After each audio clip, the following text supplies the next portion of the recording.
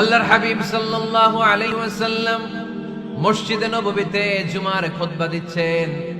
খুতবা চলাকালীন সময়ে এক সাহাবী এসে মসজিদের মধ্যে বসে পড়লেন।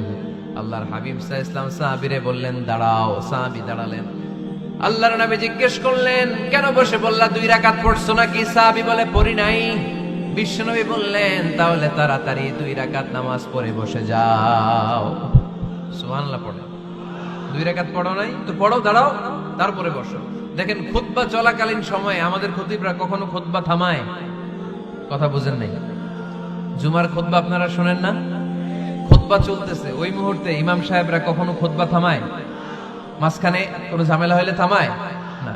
প্রথম খুতবা শেষ, বসে, তারপরে দ্বিতীয় খুতবা। খুতবার মাঝখানে কোনো থামাথামি নাই। কিন্তু আল্লাহর হাবিব সাল্লাল্লাহু আলাইহি সাল্লাম কেমন খতিব ছিলেন দেখেন। আল্লাহর হাবিব সাল্লাল্লাহু আলাইহি ওয়াসাল্লামের খুতবা দেওয়ার স্টাইল এন্ড অ্যাটিটিউড এবং আমাদের খুতবা দেওয়ার স্টাইল এন্ড অ্যাটিটিউড, আল্লাহ রাসূল সাল্লাল্লাহু আলাইহি ওয়াসাল্লামেরটা কত প্রাণবন্ত ছিল। আল্লাহ রাসূল সাল্লাল্লাহু আলাইহি ওয়াসাল্লাম সোসাইটি ওরিয়েন্টেড একজন পার্সোনালিটি ছিলেন, সমাজের মানুষ কেন্দ্রিক, খুব সামাজিক ছিলেন আল্লাহ রাসূল সাল্লাল্লাহু আলাইহি ওয়াসাল্লাম। তিনি দেখলেন একজন বসে পড়ছে, উনি খুতবা থামায় দিলেন। জুমার খুতবা থামায় বললেন, এই নামাজ পড়ছো না? পড়ো, 2 রাকাত পড়ো। আবার খুতবা শুরু করলেন। সুবহানাল্লাহ পড়বেন না? একবার তিনি খুতবা দিচ্ছেন, দেখলেন আল্লাহ রাসূল সাল্লাল্লাহু আলাইহি ওয়াসাল্লামের 2 জন নাতি হাসান আর হুসাইন রাদিয়াল্লাহু তাআলা আনহুমা, ছোট্ট মানুষ, কাতারের ভিতরে ঢুকে কোন সাহাবী টুপি টান দেয়, কারো পাগড়ি ধরে টান দেয়, একজন এদিকে দৌড় দেয়, আরেকজন ওদিকে দৌড় দেয়। মসজিদে একটা ডিস্টার্ব হচ্ছে। আল্লাহর হাবিব সাল্লাল্লাহু আলাইহি ওয়াসাল্লাম খুতবা থামিয়ে দিলেন, মিম্বার থেকে নেমে আসলেন, 2 নাতিকে 2 হাতে ধরলেন, ধরে আস্তে করে জান্নাতের এই 2 সর্দারকে নিয়ে মিম্বারের উপরে দাঁড়ালেন। এই হাতে এই নাতি, ওই হাতে আরেক নাতি। এরপর দাঁড়িয়ে দাঁড়িয়ে তিনি বাকি খুতবা দিলেন। পড়েন সুবহানাল্লাহ। কত প্রাণবন্ত খুতবা। উনিও খুতবা দিতেন, আমরাও খুতবা দেই। আল্লাহর হাবিব সাল্লাল্লাহু আলাইহি ওয়াসাল্লাম খুতবা দিচ্ছেন। এক সাহাবী এসে বলল, ইয়া রাসূলুল্লাহ, মদিনায় দুর্ভিক্ষ, বৃষ্টি নাই, আপনি বৃষ্টির দোয়া করেন। রাসূল সাল্লাল্লাহু আলাইহি ওয়াসাল্লাম খুতবা থামায় দিলেন। থামায় দিয়ে দোয়া শুরু করলেন, আল্লাহুম্মা আসকিনা গায়সান মুগীসান মারিআন মুরিআন নাফিআন গায়রা দার আজিলান গায়রা আজিল। আল্লাহ, উপকারী বৃষ্টি দেন, যে বৃষ্টিতে আমাদের ফসল জন্মাবে, সবুজ ঘাস লতা পাতা জন্মাবে, আমাদের গবাদি পশুর রিজিক বাড়বে। এরকম উপকারী বৃষ্টি আমাদেরকে দিয়ে মদিনাটারে ধন্য করে দেয়। বৃষ্টি শুরু হলো। জুমাবার বৃষ্টি, শনি রবি সোম মঙ্গল বুধ বৃহস্পতি শুক্র, টানা 7 দিন বৃষ্টি। এবার বৃষ্টির চোটে মদিনায় বন্যা হয়ে গেছে। এতদিনে দুর্ভিক্ষ, এতদিনে কি? এখন বৃষ্টির বরকতে দোয়া করছে, বৃষ্টিতে এবার বন্যা।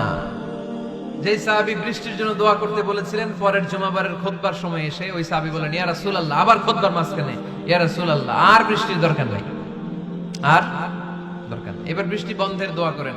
আল্লাহর হাবিব সাল্লাল্লাহু আলাইহি ওয়াসাল্লাম খুতবা থামিয়ে আবার বন্ধের দোয়া, আল্লাহুম্মা হাওয়ালাইনা ওয়ালা আলাইনা।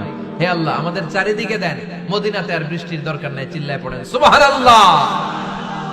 এজন্য খতিব হবে এরকম প্রাণবন্ত খতিব। সমাজে কি চলে, কি ক্রাইসিস, কি সংকট, ইয়াংরা কোন সমস্যায় ভোগে, আমাদের রাজনৈতিক অঙ্গনে কি সমস্যা, আমাদের অর্থনৈতিক অঙ্গনে কি সমস্যা, আমাদের সামাজিক অঙ্গনে কি সমস্যা, আমাদের পরিবারগুলোর ভেতরে কি ঝামেলা, প্রত্যেকটা কথা মসজিদের মিম্বার থেকে আসার দরকার আছে না নাই? আল্লাহর হাবিব সাল্লাল্লাহু আলাইহি ওয়াসাল্লাম এভাবেই সমাজকে ঠিক করে দিতেন। 2 রাকাত মসজিদে ঢুকে আজকে থেকে আমরা পড়ব। মসজিদে ঢুকলেই কয় রাকাত মনে থাকবে না ভুলে যাবেন? তারপরে আল্লাহর হাবিব সাল্লাল্লাহু আলাইহি ওয়াসাল্লাম বলেছেন, খবরদার কবরের উপর মসজিদ বানিও না। কবরস্থান একদিকে, মসজিদ আরেকদিকে। কিন্তু বাংলাদেশে মসজিদের সাথে কবর মিলানো আছে না নাই? ছোট্ট একটা মসজিদ, কিন্তু এত বড় বাবার কবর আছে না নাই? না, এগুলো করবেন না আপনি। আগে হবে মসজিদ, পরে কবরস্থান। যেমন মসজিদে নববী হয়েছে আগে, তারপরে বিশ্বনবীর কবর এখানে আছে না নাই? মসজিদে নববী প্রতিষ্ঠিত হয়েছে আগে, পরে বাকি কবরস্থান আছে না নাই? কিন্তু কোন আল্লাহর ওলির কবরস্থানের উপরে যদি মসজিদ বানান, তার উপর লানাত দিয়েছে কে? লাআনা রাসূলুল্লাহ আলাল ইয়াহুদ ওয়ান নাসারা ইত্তাখাযু কুবুর আমবিয়াইহিম মাসাজিদা। আল্লাহর রাসূলের লানত ইহুদি নাসারাদের উপর, কারণ ইহুদি আর নাসারাদের একটা খাসলাত, একটা বৈশিষ্ট্য ছিল, তারা তাদের নবীদের কবরের উপরে মসজিদ বানায় ফেলত। এটা করা যাবে? এজন্য এলাকা এলাকায় এই ঝামেলা, কবর আর মসজিদ হবে আলাদা। আবার মসজিদের কেবলার দিকে যেন কবরস্থান না হয়, তাহলে শিরক হওয়ার সম্ভাবনা আছে না নাই?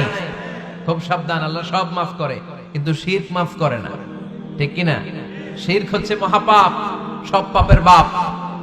এজন্য আমরা সব করলেও শিরকের গুনাহ মুসলমান কখনো করতে পারে এরপর আল্লাহর হাবিব বললেন মসজিদকে পরিষ্কার পরিচ্ছন্ন রাখো, এটাও মসজিদের আদাব। মসজিদে আতর লাগিয়ে দেন, বাখুর জ্বালিয়ে দেন। আপনাদের এই এলাকার মধ্যে তো বাখুরের অভাব নাই, আগরের অভাব নাই, ঠিক কিনা? গতকাল প্রোগ্রাম ছিল কই? সুজানগর, আগরের রাজধানী। আগর চিনেননি আপনারা? হ্যাঁ, এই যে দেহনিল উদ পারফিউম, আপনাদের এই যে মাহতাব সাহেবের আল হারামাইন, এরপরে যে আজমল কোম্পানি, এও আপনাদের এই মৌলভীবাজার এলাকার। এরকম অনেক কোম্পানি আছে দুবাই ভিত্তিক, গোটা বিশ্বে ওনারা ব্র্যান্ডিং করেছে। এগুলোর র ম্যাটেরিয়াল, কাঁচামাল যায় হচ্ছে আপনাদের মৌলভীবাজার থেকে। সম্মানিত ভাইয়েরা, মসজিদ পরিষ্কার পরিচ্ছন্ন রাখবেন, এই বাখুর জ্বালাবেন, দেহনিল উদ এই পারফিউম গুলো ছড়িয়ে দিবেন। মসজিদের মধ্যে অনেক মসজিদে দুর্গন্ধ আছে না নাই? এই কার্পেটের মধ্যে ময়লা, পরিষ্কার করেন। আল্লাহর হাবিব সাল্লাল্লাহু আলাইহি ওয়াসাল্লাম বলেছেন, খবরদার, আম্মা জান আয়েশা বর্ণনা করেন, আমার রাসূলুল্লাহ সাল্লাল্লাহু আলাইহি ওয়াসাল্লাম বিবিনাইল মসজিদ ফি দুয়ার ওয়া আন তুতাইয়াবা ওয়া তুনাযাফ, আমরা যেন এলাকা এলাকায় মসজিদ বানাই, মসজিদগুলোকে যেন পারফিউম দিয়ে, আতর দিয়ে সুগন্ধময় করে দেই। বিশ্বনবী আদেশ করেছেন, সুবহানাল্লাহ পড়ুন। এজন্য কোনো অপরিচ্ছন্ন মসজিদ থাকতে পারবে না। মসজিদের পাশ দিয়ে গেলে আতরের ঘ্রাণে আমোদ হয়ে লোকজন যেন বুঝতে পারে এটা আল্লাহর ঘর, মসজিদ। চিল্লায় বলেন ঠিক কিনা? এরপরে আল্লাহর হাবিব সাল্লাল্লাহু আলাইহি ওয়াসাল্লাম বলেছেন, মসজিদের আরেকটা আদব হলো মসজিদকে অতিমাত্রায় ডিজাইন না করা। বেশি ডিজাইন করা যাবে না। এমন ডিজাইন করা যাবে না যে এটা মসজিদ বোঝাই যায় না। এত লাইটিং ফাইটিং করে, এটা কি মসজিদ না কমিউনিটি সেন্টার বোঝাই যায় না? আছে না নাই? আছে। এরকম যেন আমরা না করি সম্মানিত ভাইয়েরা। বিশেষ করে মসজিদের সামনের দেয়ালে। কোন দেয়ালে? সামনের দেয়ালটা, কেবলার দিকে যেই দেয়াল, এই দেয়ালটা হতে হবে ফ্রেশ, যাতে করে মানুষের দৃষ্টি আকর্ষণ না করে। প্রায় মসজিদের দেয়ালের মাঝখানে দেখবেন আপনি ক্যালেন্ডার ঝুলায় রাখে, আছে না নাই? মৌলভীবাজারের কি অবস্থা? খিতা খবর আছে? তো এই যে ক্যালেন্ডার ঝুলায় রাখে, ওইখানে দেখবেন বিভিন্ন মসজিদের ছবি, এতিমখানার ছবি, মানুষের ছবি। তো মানুষ নামাজও পড়ে, আবার ওগুলোও তাকায়, আছে না নাই? প্রথম কাতারে পরে ওইখানে কি লেখা, এগুলো পরে, তার ডিস্টার্ব হচ্ছে না? এই মুসল্লির দৃষ্টি যাতে অন্যদিকে না যায়, এটা খেয়াল রাখতে হবে। যদি পারা যায়, মসজিদের সামনে কোনো ঘড়ি টড়ি চলবে না। ঘড়ি মসজিদের পেছনের দেয়ালে, সময়সূচি পেছনের দেয়ালে, সব পেছনে। সময় কয়টা বাজে ওটা ইমাম দেখলে চলবে, ইমাম এভাবে দেখে নিবে, আপনারাও দেখে নিবেন। কিন্তু সামনের দেয়ালটা যত সিম্পল করা যায়। আল্লাহর হাবিব সাল্লাল্লাহু আলাইহি ওয়াসাল্লাম নামাজ পড়া অবস্থায় সামনে এমন কিছু রাখতেন না যেটার দ্বারা আল্লাহর হাবিব সাল্লাল্লাহু আলাইহি ওয়াসাল্লামের সালাতে মনোযোগ অন্যদিকে চলে যায়। আমরা যখন সালাত পড়ি, যদি অন্যদিকে তাকাই, ফেরেশতার মাধ্যমে আল্লাহ একটা ডাক দেয়, বলে আকবিল, এই বান্দা ফিরে আয়, তোর নজর থাকা দরকার সিজদার জায়গায়, ফিরে আয়। আপনি আবার যখন অন্যদিকে তাকান, আল্লাহ বলে ফিরে আয়, সিজদার দিকে তাকা। আপনি আবার যখন ঘড়ির দিকে তাকান, আল্লাহ বলে আকবিল, ফিরে আয়, সিজদার দিকে তাকা। আপনি যখন আবার অন্যদিকে তাকান, তখন আল্লাহ বলে লা হাজাতা লি ইলা সালাতি, তোর এই নামাজের দরকার আমার নাই। নাউজুবিল্লাহ পড়বেন না? তোর এই নামাজের দরকার আমার নাই। ওযু করে কষ্ট করে যাকে খুশি করার জন্য আপনি সালাতে দাঁড়ালেন, উনি যদি বলে এই নামাজের দরকার নাই, তা কার জন্য নামাজ পড়লেন আপনি? কথা কি বুঝতে পেরেছেন? এই জন্য এলাকার গণ্যমান্য ব্যক্তিবর্গ আছে, আমাদের চেয়ারম্যান সাহেব আছে, আরো অন্যান্য বিজনেস ম্যাগনেটরা আছে। আপনারা মসজিদ যখন নির্মাণ করবেন, সামনের দেয়ালটা যত সাদামাটা হতে পারে ততই ভালো। এমনকি জায়নামাজের মধ্যে এখন কাবা ঘরের ছবি আছে না নাই? আছে না? কি মুসলমান আমরা, নিজের কাবারে নিজে লাথি মারি নামাজের আগে, মনের অজান্তে নিজের কাবাকে নিজে লাথি মারছি। এরকম জায়নামাজ ব্যবহার করা নিষেধ। চিল্লায় বলেন ঠিক কিনা? সাদা ফ্রেশ জায়নামাজ বাজারজাত করেন। আপনাদের সিদ্ধান্তই ওনাদের ব্যবসা বয়কট হয়ে যাবে। আপনারা যদি এখন থেকে মসজিদের মিনারা আর কাবা ঘরের যে প্রতিকৃতি বা ছবি, এরকম ছবি সম্বলিত জায়নামাজ কিনা বন্ধ করে দেন, এদের মার্কেট থাকবে? কথা বলেন। কালকে থেকে আমরা জায়নামাজ কেনার সময় ফ্রেশ জায়নামাজ কিনব। কোন মসজিদ, কোন মিনার, আমাদের কাবা ঘরের ছবি সম্বলিত কোন জায়নামাজ কিনা যাবে? আওয়াজ করে বলেন, যাবে? যাবে না। এগুলো হচ্ছে মসজিদের আদাব। এগুলো রক্ষা করে মসজিদে ঢোকার দরকার আছে না নাই? পৃথিবীতে 3টা মসজিদ সবচাইতে শ্রেষ্ঠ মসজিদ। কয়টা? আওয়াজ করে বলেন না। 1 নাম্বার মসজিদুল হারাম, ফাওয়াল্লু উজুহাকুম শাতরা, যেখানেই তোমরা নামাজ পড়ো না কেন মসজিদের হারামের দিকে হয়ে নামাজ পড়ো। কিবলা কোন দিকে? আজকে এদিকে, এইদিকে কিবলা। আমি যদি এদিকে হয়ে পড়ি, নামাজ হবে না? হবে না কেন? কারণ কিবলামুখী হয়ে নামাজ পড়া ফরজ। চিল্লায় বলেন ঠিক কিনা? মসজিদুল হারাম পৃথিবীর প্রথম মসজিদ। ওখানে একটা ঘর আছে, ঘরটার নাম হলো কাবা। ইন্না আউওয়ালা বাইতিন উদিআ লিন-নাসি লাল্লাযী বিবাক্কাতা মুবারাকা। এই পৃথিবীর প্রথম ঘর, যেই ঘরটা স্থাপিত হয়েছে বাক্কা শহরে। বাক্কা মক্কার আগের নাম, এখন শহরের নাম মক্কা। আগে নাম ছিল কি? সবাই বলেন, কি নাম ছিল? বাক্কা। এটা পৃথিবীর আদি ঘর, সব নবীদের পরশধন্য পদধূলিতে এই জায়গাটা বরকতময় হয়েছে। এটা এমন ঘর, যেই ঘরের চারদিকে 1 রাকাত নামাজ পড়লে 1 লক্ষ রাকাতের সওয়াব পাওয়া যায়। হজ উমরা করেছেন কে কে দেখি? হজ উমরা করেছেন আপনারা না? মাশাআল্লাহ। আমরা যারা করতে পারি নাই, আল্লাহ তাদেরকেও তৌফিক দাও। আমরা যেন এই কাবা ঘরে যে প্রাণ ভরে সালাত আদায় করতে পারি, আল্লাহ তৌফিক দান করো। আমরা যেন মসজিদে নববীতে যে প্রাণ ভরে সালাত পড়তে পারি, তৌফিক দান করো। আল্লাহর হাবিব সাল্লাল্লাহু আলাইহি ইসলামের কবরের সামনে দাঁড়িয়ে যেন আমরা প্রাণ খুলে মন প্রাণ উজাড় করে বিশ্বনবী সাল্লাল্লাহু আলাইহি ইসলামকে সালাম দিতে পারি, আল্লাহ তৌফিক দান করো। এই কাবা ঘরকে কেন্দ্র করে প্রতিদিন 100টা রহমত নাজিল হয়। আওয়াজ করে বলেন, কয়টা? আল্লাহর হাবিব বললেন, প্রতিদিন প্রতিনিয়ত 100টা রহমত নাজিল হতেই থাকে।